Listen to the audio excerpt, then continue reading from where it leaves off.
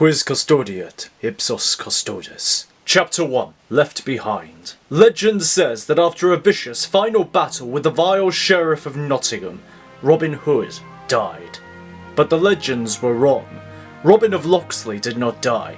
He simply retired to the Land of Untold Stories. The dreams were the same as every night. A sea of fire, Locksley Manor, his father's house in flames, his men captured, due to hang on the gallows. John, Alan, Much, Tuck, Will, all of them, the sheriff sitting atop his black horse, the villain's leering face staring out as Robin tries to run into the forest, the cold metal marking his palm as he tightly clasps Marion's ring in one hand, his bow in the other. He had failed. The people, his wife, he had failed them all, but the bow.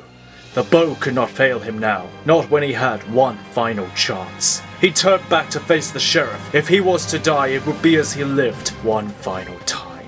He drew back an arrow, aiming squarely towards the face of the tyrannical sheriff. He could not stop John becoming king, but he could stop the sheriff. He could win one final time. Robin pulled back the bowstring to his face, letting the world slow down as through the flames he sees the sheriff.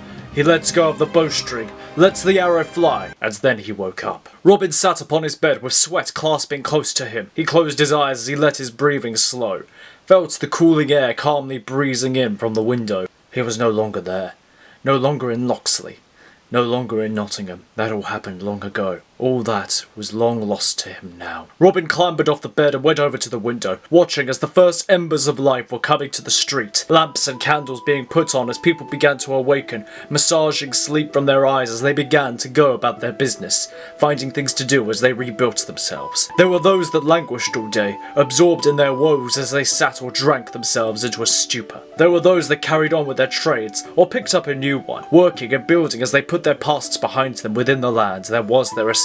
And there were those that profited, using the charity of the land to acquire more and more for themselves. Or there were those that were aimless. They had no purpose or want, and instead simply floated along at this calming bank, simply wandering. And that was where Robin found himself. Dressing and eating his fill of breakfast before grabbing his bag and throwing it roughly onto his shoulder, Robin began to walk through the streets of the land. He had been here long enough to have walked every street and carved every path through it, even to the south side, where the streets were paved by rogues. Robin liked to walk. It felt better for him to use his legs and feel as though he were going somewhere, rather than sit with the gnawing knowing of in fact going nowhere, being nothing. It did not take long for Robin to find his way back to a more familiar route, not into the square or around the hill where the manor house sat, nor to the pier or even to the south side. Instead, Robin found his way out of the streets and to the woodland. The streets of the land were always too much for Robin. He had spent his first months watching from roofs and balconies above as people went about the streets, mesmerised by the ever-changing sea of faces and colours as people from all over came to the land. He began to recognise some faces, such as Old Man Kent or Sloane the Wanderer, themselves existing in the limbo they had found themselves in, perhaps having a form of rest from their tragedies. But soon Robin became overwhelmed as there came more faces, more colours, and more and more. Too much. It all quickly became too much for the once Earl of Huntington. If not for finding the woodland, Robin may have gone mad.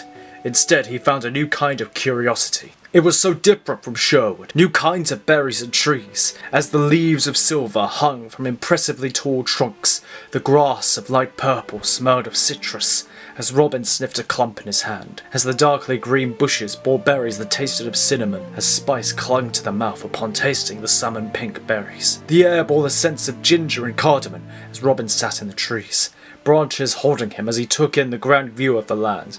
It was night as the sky filled with stars above the tapestry of colours that swayed above. It was always night here. He was old now.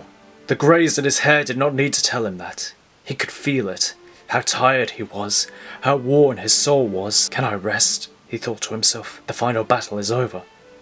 I can rest now. After all he had seen, all he had done, this was his rest, to stay here in the land, live his days quietly. The fight was over.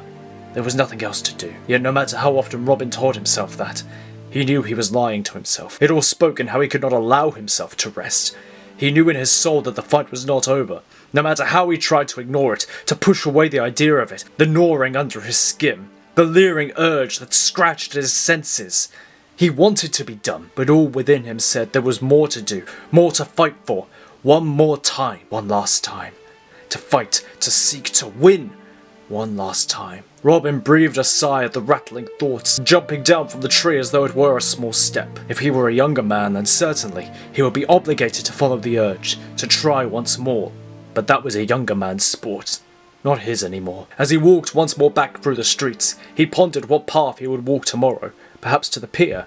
He had not visited there in some time, and it would perhaps do him good to see some familiar faces. He passed by the beleaguered and downtrodden, those who had nothing, far less than what Robin had.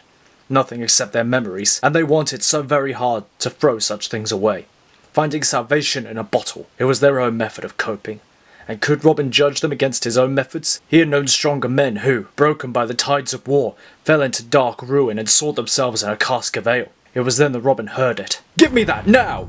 He rounded the corner to see a young ruffian, a scrounger, shaven-headed, sharply ugly countenance, threatening an old woman. Stooped and shrouded in rags, the scavenger had a small knife in hand, no sharper than a butter knife, but with force could still do harm, or to try and claim a small roll of bread the woman was clasping in her wizened hands. It was a story Robin had seen so many times before, the desperate and downtrodden being made a victim by someone else who had nothing, someone who sought to take from others with little. Robin had seen this story here and in Nottingham 1,000 times before, nothing new. As he turned to walk away, the gnawing returned to his insides, the itch in his head, the vision in his sight, a jeering cold face smiling among the flames. Robin looked down to see a small rock, a pebble.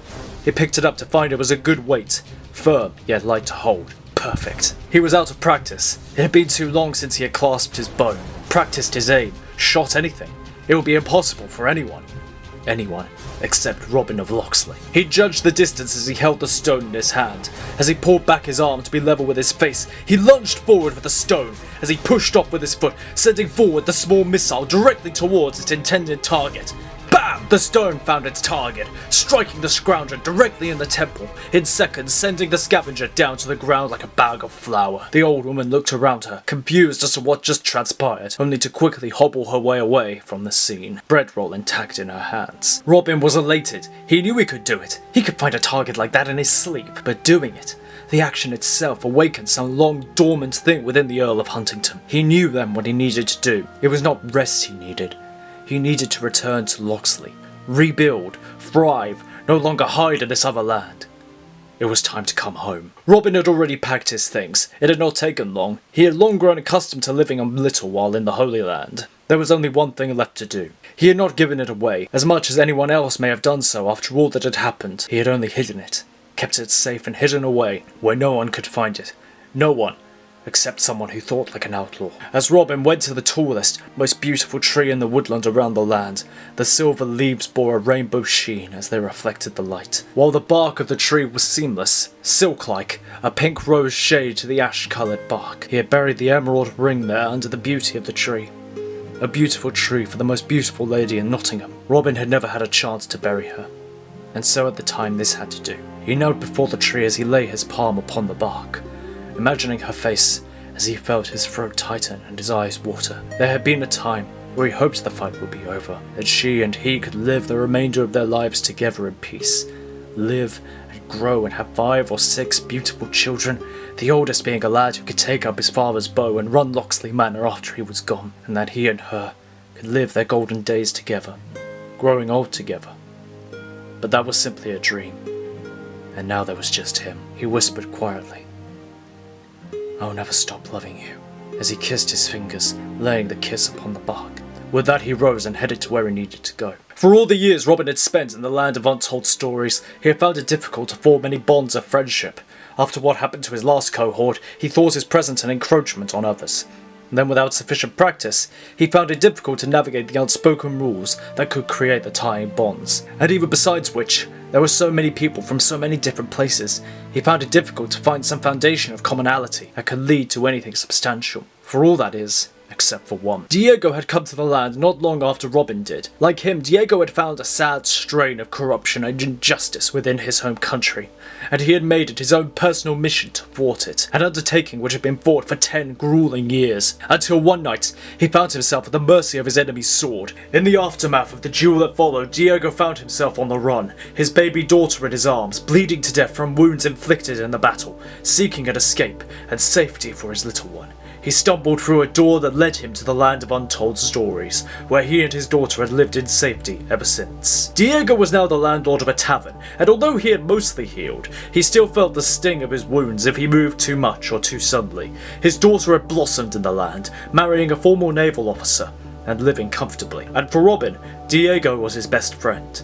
The two immediately had connected upon their own plights, and shared in their own wounds and manners of grief. But once past that, they found themselves bonded only like brothers are, becoming as full of mirth and as reckless as boys when bored enough, or when the opportunity presented itself, which was often. However, now they were older men and contented themselves in sharing their stories with each other, and any other ears in the vicinity. Ah, here he is now, Diego boomed behind his bar as Robin walked in.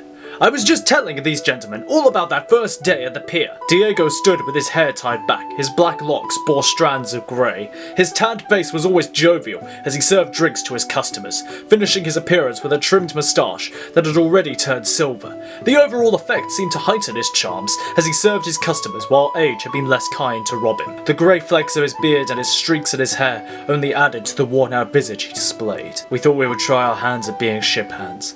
Robin smiled at the memory. Disaster! Diego was in his element, beaming from ear to ear at his audience. Sent all the ships tumbling on their sides. Like dominoes, Robin laughed. We could only watch as they fell so slowly. Clunk, clunk, clunk. Diego could not contain his laugh as he concluded the story. I'm fairly certain they have not forgiven us. To this day, Diego nodded proudly. Robin smiled as he sat at the bar. He had learned to ignore the black looks from sailors whenever he passed the pier. It took years to repair the damage. He thought how most of the tradesmen in the land had spent their time cleaning up after their boredom-induced antics back in those days. Robin allowed his mind to wander into the blackest of thoughts as he let Diego's voice wash over him. This was insanity. What he planned to do? Somehow this seemed crazier than any scheme he had thought of before. Why did it seem easier to him to conjure plots to steal and wreak havoc than it was to consider himself an actual lord? He had spent more time being an outlaw and a soldier than he had been a lord. Was he afraid to actually be one now? No. He was Robin of Locksley.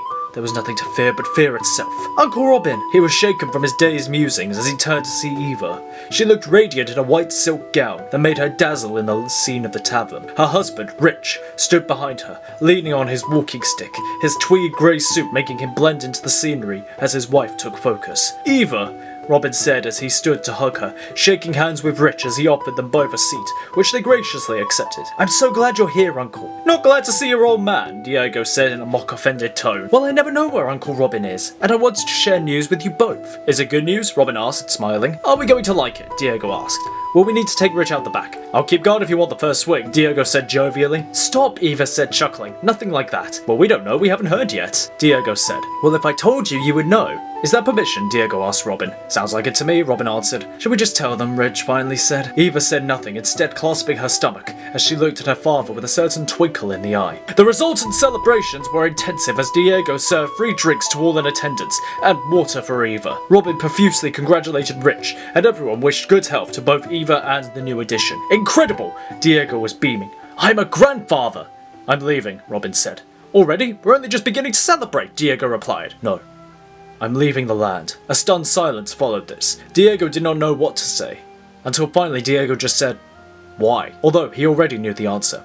He knew how restless his friend had grown. I need to go back to Locksley. Sick of the place, huh? Diego said, smiling. No, Robin said quietly. I need to rebuild, Diego. Diego nodded slowly.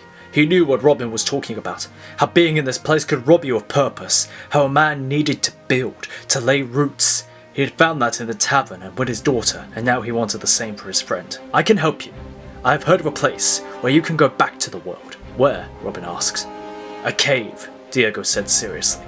The Dragon's Head Cave.